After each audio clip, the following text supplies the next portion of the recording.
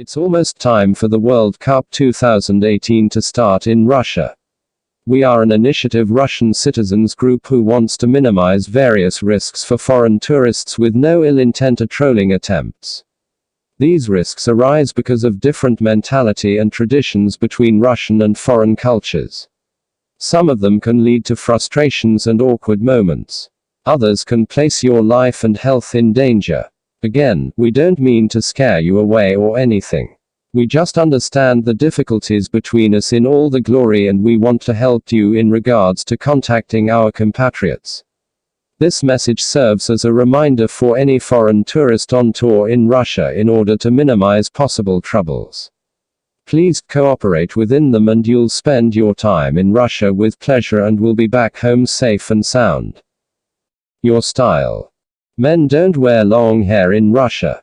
If your hair touches your shoulders, you can be mistaken for an Orthodox priest, and people can ask you, was your priest dress and why don't you speak Russian? If they'll find out that you are a foreign citizen, they can decide that you're trying to offend Russian Orthodox Church, and this is punishable by the national law.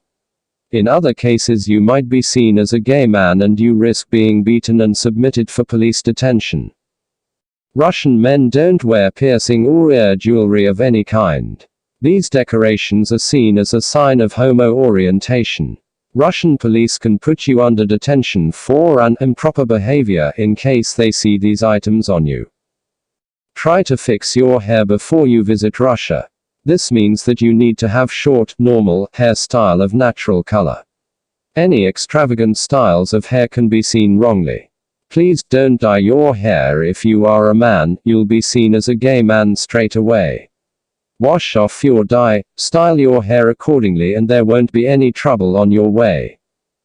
Try not to smile to strangers. If you are a man and you are smiling to another man, he'll think that you must have mistaken them for somebody they know. And then, you've guessed it, you'll be mistaken for a gay man. If you are a woman, you'll be seen as a prostitute. It is a common belief for Russians that only prostitutes lure the clientele in using wide white smiles. Try not to laugh audibly while in the street. This is perceived as an uncivil way to behave yourself. Russia is the country which has lost the most of its citizens during the World War II, and we have lots of memorials for the fallen on each step you take through virtually any town you'll visit. If you didn't pay attention and laugh near such a monument unintentionally, you won't be forgiven. It's the same reason why you can't point a finger in direction of such monuments. Try to choose your clothing wisely, avoid bright colors and outspoken clothes, which can be perceived as vulgar. Men can dress in gray, dark green, dark blue and black colors. Women have better variety, but they shall look for subtle approach to the clothing in order not to be seen as a prostitute. It is a common belief in Russia that you only wear bright colors or outspoken styles if you wish to make some sort of a statement. If you don't want any problems with the police, citizen activists, think notorious Cossacks, you shall stick to subtle gray clothes. Men should not wear the shorts higher than the knees, women should not wear the minis. Those who do will be perceived as homosexuals and prostitutes accordingly. Don't wear khakis in any case. These type of clothes are for Russian military and ex-military men to wear only, and you'll be perceived as an aggressor in case you'll wear it. Please, try to conceal your tattoos. Tattoos in Russia are not meant for decoration purposes, they mostly serve as an identification within convicts and military men. There are lots and lots of symbols which are neutral in the world but are assigned a special meaning within these social groups. And they are very aggressive, and they will try to make you prove that you deserve your ink. Some tattoos are perceived as military or convict ones, and others will again paint you a gay man or a prostitute, accordingly to your gender. There are lots of souvenirs with Russian attributes on them for sale in Russia, Soviet stars, hammer and sickle, all that stuff.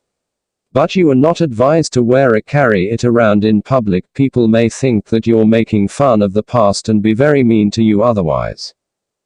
Behavior. Don't come too close to Russian children if you don't want to be perceived as a pedophile. You can only look at Russian women in case she's alone, without her husband or boyfriend. In other case you'll be left to explain why was you peeking at others' women. If you find yourself in such a situation, your main option is to run in case there's no police nearby. We don't advise you to visit Russian Orthodox churches by yourselves, please visit with a tour group of yours. The case is Russians share an uneasy history of relations with Catholics and Protestants. You can be addressed as a non-believer in virtually any church except the most known Moscow Christ the Savior Church, which is the main destination of Moscow's tourists. Women shall wear a shawl covering the hair before they can enter, or even if they are close by to a church, 30 meters tops. Women are better to travel with men, or they pose a risk of harassment. We advise you to stay within your touring destinations and to not leave your tourists' groups. Please, try to stay nearby the crowds, populated areas near the center of a town you're visiting. If you'll go walking through a typical residence area, you risk meeting some trouble just because you are a foreigner. Try not to lock eyes with the police. Russians evade locking eyes with them, so they view it as a sign of aggression or ill intent, and they can detain you based strictly on their assumptions of your further actions. If you are black, try to stay within a group at all times.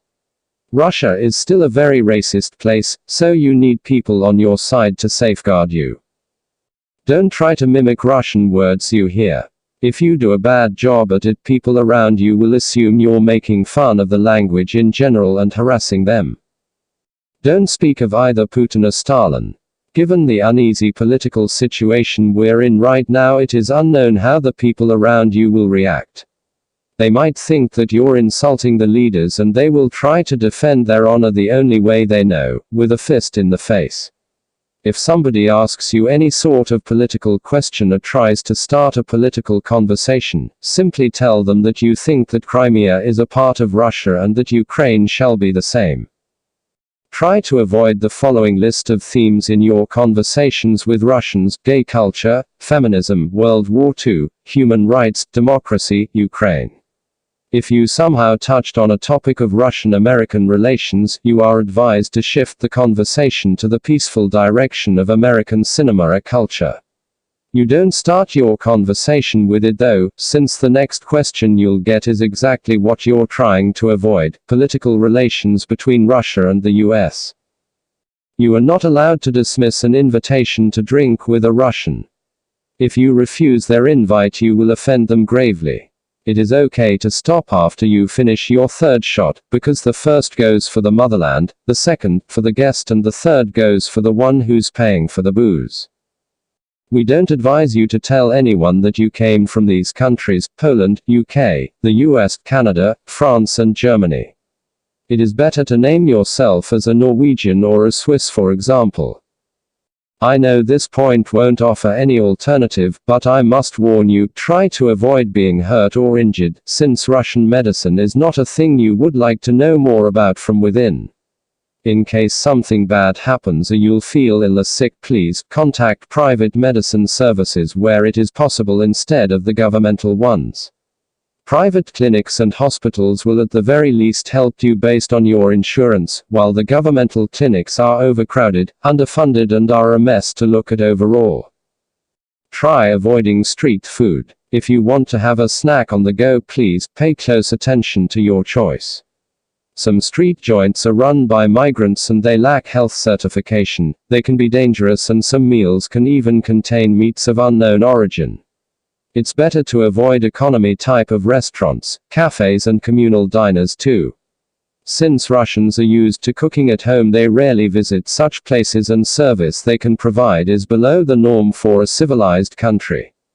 Since most of our regulatory bodies are corrupt beyond belief, a lot of restaurants simply pay to prolong the license off the books and enjoy the business further on. This means that no matter how the place looks and feels, you run a high risk of food poisoning and poor service. There's not that much information on the Russian HIV epidemic in the media nowadays, but the problem remains as catastrophic as it was before.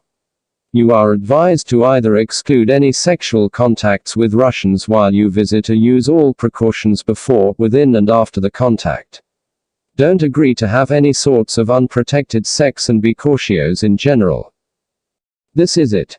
We hope that the list we've made will allow you a comfortable and sweet time in Russia during the World Cup 2018.